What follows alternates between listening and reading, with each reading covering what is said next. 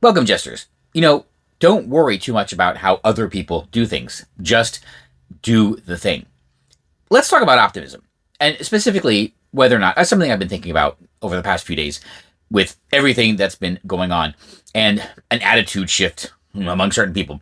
So, has optimism become a luxury belief? Right? We often say that, leftism, liberalism, whatever, is a luxury belief, right? Because you have to be fairly well off to believe that, leftist economic and social principles actually work, right? Because they don't affect people who are so well off that they can insulate themselves. But right now, it is a genuine question. Is optimism a luxury belief?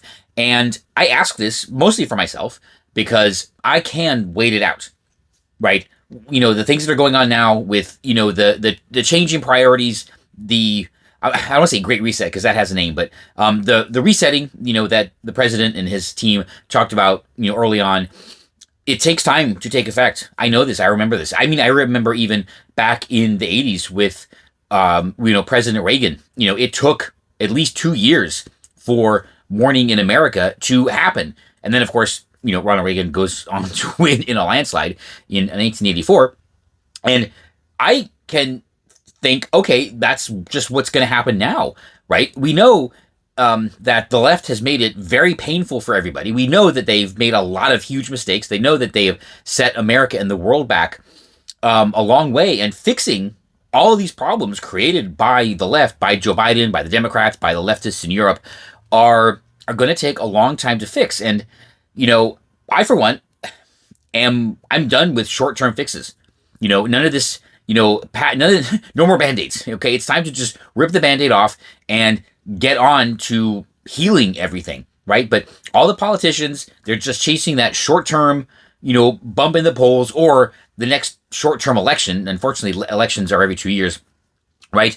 So it's just quick fix after quick fix by, delaying the problems and making them somebody else's problem. Well, you know what? The problems are really finally coming due, right? We can't just sit around and I don't know, and not fix it, right? I'd probably make another video about Iran.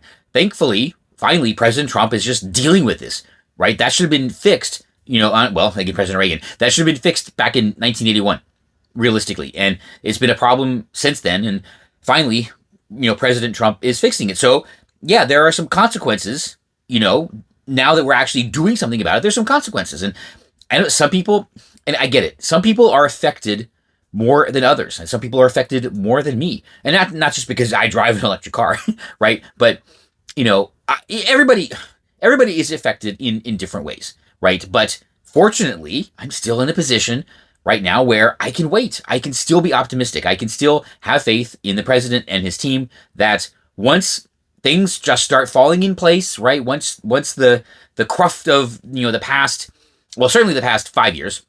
Right. And even prior to that, with Obama, even W, whatever, begins to break away and, investment starts to return, jobs start to return, everything stabilizes, the world stabilizes, and, the benefits of the actual benefits of global trade, start to take effect, that things will get better. I can wait it out.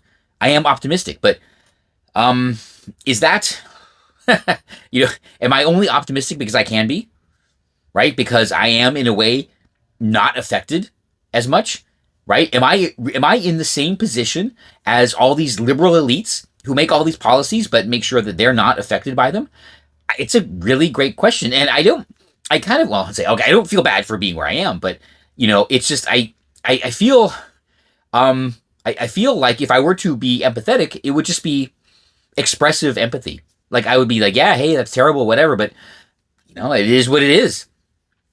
And is that wrong? Am I acting like an unsympathetic lefty by doing that? So it's a really great question. For those of us who still support the president, who knows we are headed in the right direction, who want to see more done, admittedly, and I will say that I wish more was being done, but I'm actually pretty happy with everything that is happening, especially with all the obstructionism, even within our own party. Maybe we'll talk about that later, but. I get it. I really get it. I am going to remain optimistic because I know, why would you not be, right? It's either be optimistic or be blackpilled. And And you know what?